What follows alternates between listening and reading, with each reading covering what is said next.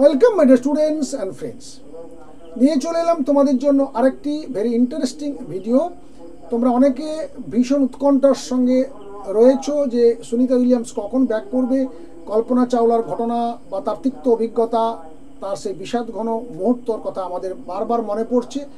ঠিক এরকম একটা দিনে আমরা কল্পনা চাওলাকে আর অল্প কিছু সময়ের জন্য আমরা নিয়ে আসতে পারিনি বা পৃথিবীতে সে ফিরে আসতে পারেনি। আমরা সবাই চাইবো, সবার শুভেচ্ছা শুভকামনা নিয়ে পাড়ি দিয়েছে অলরেডি। তোমরা জানো ক্রিউ 9 যেটা সেপ্টেম্বরের 28-এ গেছিল, যে 4 জনের আজকে ফিরে আসার কথা তার 2 জন অর্থাৎ সুনিতা এবং উইলমোর ছাড়া বাকি 2 জন ওই একই সঙ্গে আজকে ফিরছেন এবং সেই ক্রিউ 9-এ করে ফিরছেন যেটা সেপ্টেম্বরের 28-এ গেছিল। সংবাদ সংস্থাদের মাঝখানে তোমরা শুনতে পাচ্ছ বা তাদের কাছ থেকে শুনতে পাচ্ছ যে ক্রিউ 10 গেছে ওদেরকে উদ্ধার করতে, কিন্তু অ্যাকচুয়ালি নয়।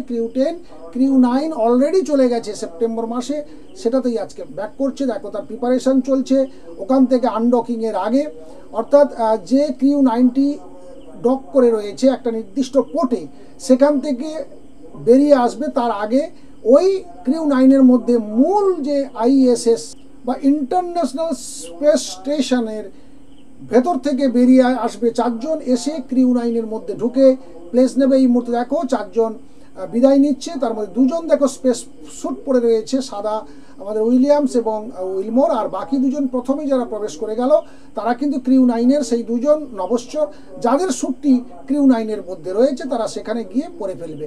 আর এই 2 জনের স্পেস স্যুটটা পরে গেছে কারণ এরা গেছিল বোয়িং কোম্পানির যে স্টারলাইন ক্যাপসুলে করে গেছিলেন, সেটা কিন্তু ফিরে এসছে কাউকে না নিয়ে।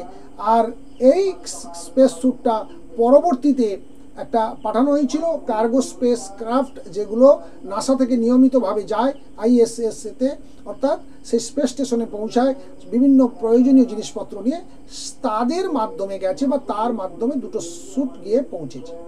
তো এবার দেখো প্রত্যেকে দেখো প্রিপারেশান নিয়ে অলরেডি যার পজিশান নিয়েছে, পজিশানের মধ্যে যার বসে পড়েছে সিটে। এবং তারপরে যে কাজটা হয় তোমরা জানো যে লকিং যেটা করা থাকে, দরজাটা লক করে দিতে হয়, যেটাকে হ্যাজ লকিং বলা হয়।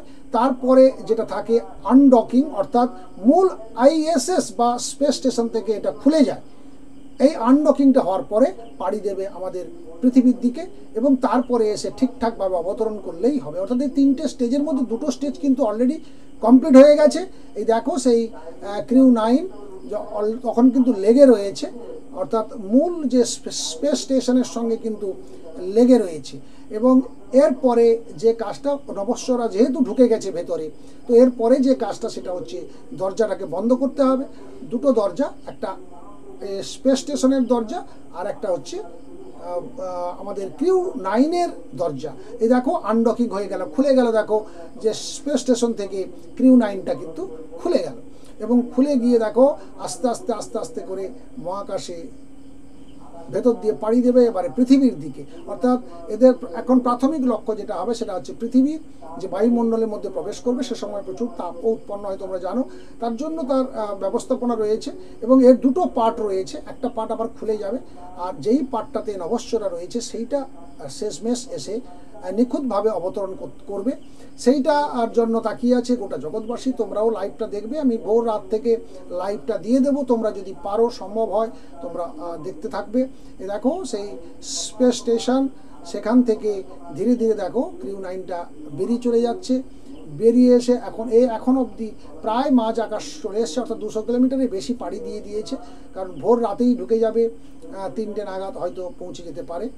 আর ক্রিউ 9-এর এই যে যাত্রাপথ সুন্দর হোক, শুভ হোক, আমরা সেইটাই প্রত্যাশা করব। প্রত্যেকে আমরা অপেক্ষা করে রয়েছি যে নিখুঁতভাবে যেন ফিরে আসে। দীর্ঘ 9 মাস তারা বিভিন্ন কারণে, বিভিন্ন যে যন্ত্র বিঘ্ন ঘটার জন্য বা যন্ত্রের যে স্বাভাবিক কর্মকাণ্ডে বিঘ্ন ঘটার জন্য তারা আসতে পারছিলেন না।